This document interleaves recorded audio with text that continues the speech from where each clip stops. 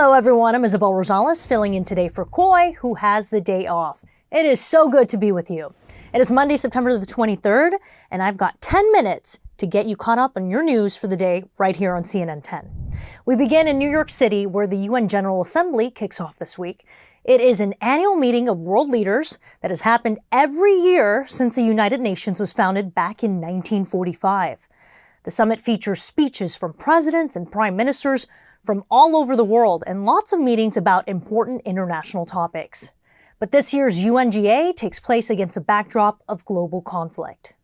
There's the ongoing war between Russia and Ukraine. Russia invaded Ukraine in 2022, and Ukrainian President Volodymyr Zelensky is due to give a speech on Wednesday. Then there is a growing conflict in the Middle East. Israel has been at war with Hamas since the terrorist group attacked its citizens on October 7th. More than 40,000 Palestinians have been killed in Gaza in this ongoing war. And now the conflict appears to be spreading as tensions between Israel and another terrorist group in the region known as Hezbollah escalate. Israeli Prime Minister Benjamin Netanyahu has already delayed his trip to New York for the United Nations General Assembly because of what's happening there. Hezbollah has one of the most powerful paramilitary forces in the Middle East, and its main base sits on the Israel-Lebanon border. There have been some skirmishes between Israel and Hezbollah since October the 7th, but in the last week they have traded their most intense fire. It ramped up after a suspected secret operation by Israel to blow up wireless devices belonging to members of Hezbollah. The Israeli government has not acknowledged that.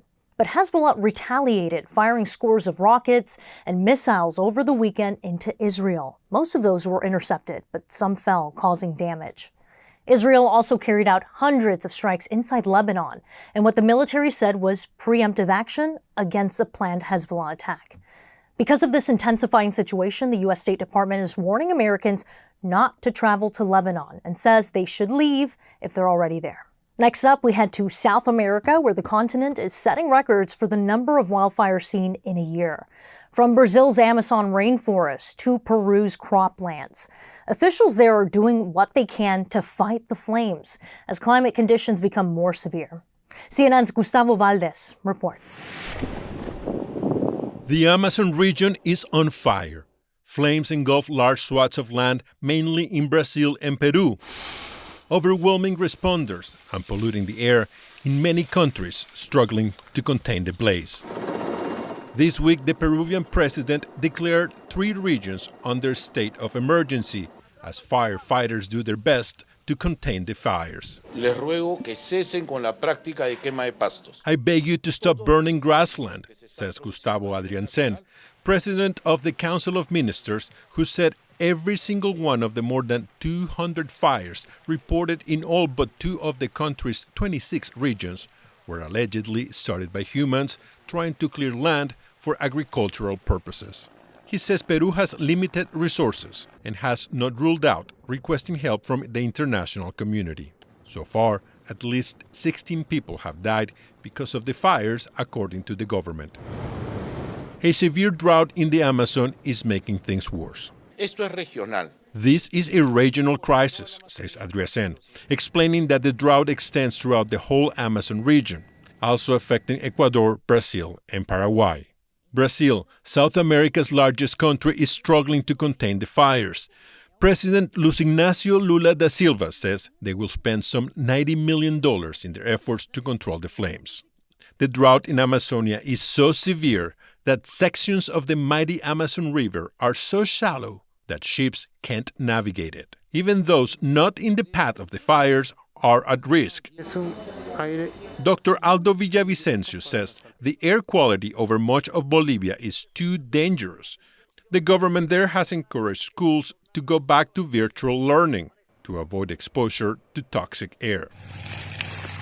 Almost 60 active fires were reported in Bolivia in 1 week. More than 3,000 firefighters are deployed on the ground, while planes dump water from the air to assist in their efforts. September is typically the rainy season in the region, but this year, experts doubt it will be enough to stop the fires. It is time for 10-second trivia. The hatchlings of what animal have only a 1 in 1,000 survival rate in the wild? Is it penguins, alligators, sea turtles, or ostrich? The right answer here is sea turtles. They face a number of dangers like prey and pollution, and all 7 species are endangered. With sea turtles facing so many threats, efforts to protect them are underway. One island on the coast of Georgia has become a safe haven for sea turtles. During nesting season, only red lights are allowed on the beach at night because other light colors can be disruptive to hatchlings. CNN's Elisa Rafa gives us a look at the most robust sea turtle conservation effort in the country. A trek from sand to sea. Someone got stuck in a footprint, but he made it out. Leaving behind their own tracks as they follow the glow of the moonlight. We don't want to use any other type of white light that could disorient them or confuse them. The red lights guide experts on nighttime patrols as they check on nests. All these little markings, these are all crabs. And other signs in the sand. We're looking for large turtles coming from the ocean, the tracks left by one as they emerged, or hatchling tracks, which are much, much smaller.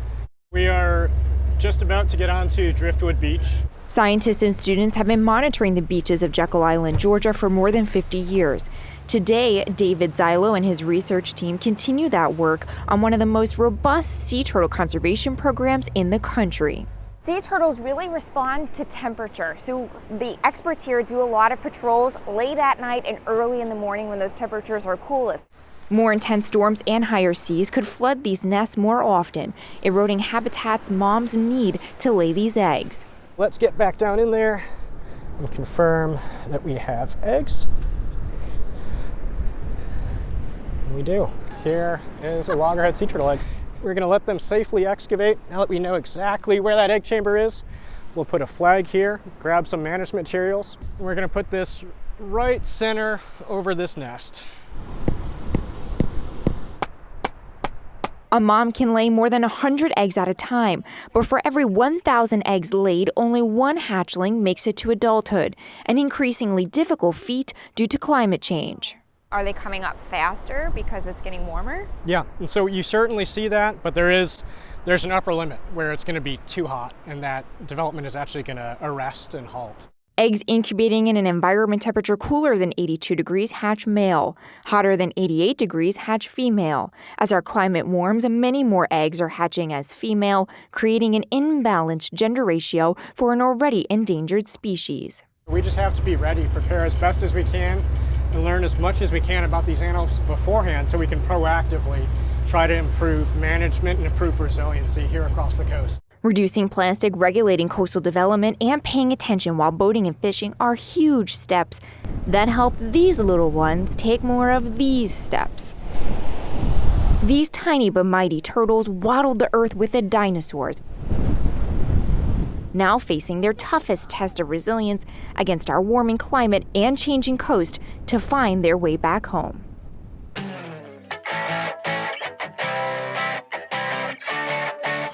Today's story, getting a 10 out of 10, is this unbelievable renovation. This farmhouse in Maine had to relocate some residents before construction started inside the home because of a massive colony of bees. The honeybees had apparently been living inside the wall for decades. It looks like there are a bazillion of them, but the actual number is around 40,000 bees. They were moved to a beehive box outside the farmhouse to keep on buzzing.